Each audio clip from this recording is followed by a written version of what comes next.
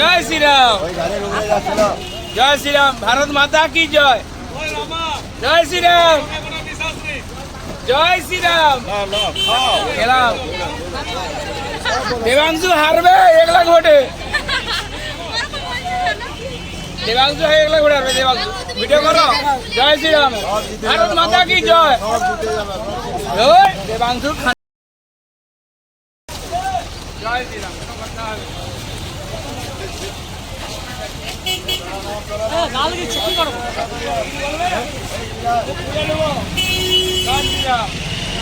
আমার কোনো কথা হবে না, রেকর্ড করো, ছবি তুলো। জয় শ্রীরাম, জয় শ্রীরাম। দেবাংশু হারবে, ছবি তুলো। করবে করো, চাপ নাই। প্রধানমন্ত্রী পঞ্চায়েত বলে আসো।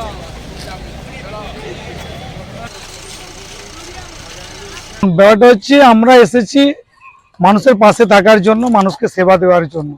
সেখানে যদি কোনো ব্যক্তি সেটার সঙ্গে অন্য কিছু জড়িয়ে গালিগালাজ করতে থাকে, আমরা তো ওই কালচারে অভ্যস্ত নয়। কারণ এখানে আমাদের স্টুডেন্ট সংগঠন আছে এবং যুব মানে ছাত্র থেকে উঠে আসা আমরা, ওদের আমাদের কালচারটাই আলাদা। আমরা জয় শ্রীরাম বলতেই পারে, কারণ রাম কারো একার ব্যক্তিগত নয়, রাম শুধু বিজেপির পোস্টার বয় নয়, রাম সারা ভারতবর্ষের সমস্ত শ্রেণীর সমস্ত রাজনৈতিক দলের সবারই ভগবান। ওদের তার নাম নিতে পারে, সেটা নিয়ে কোনো আমার বক্তব্য নেই।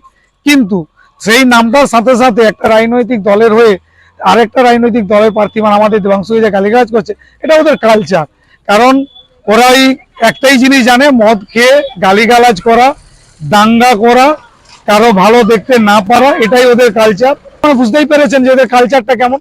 আমাদের তো আমরা ওটা করতে আসি না, আমরা মানুষের পাশে থাকার লোক। আমাদের কাজ মানুষের পাশে থাকবো, মানুষের সেবা করব।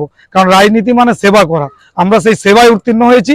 জলদানটাও একটা সেবা, তাই আমরা জলদান এসে সেখানে এসে যদি কেউ রাজনীতি ফলায় বা গালিগালাজ করে, সে করতে পারে। আমরা ঠান্ডা মাথায় ওকে জল খাইয়েছি, আবারও যদি কেউ আসে আবারও ওকে জল খাওয়াবো।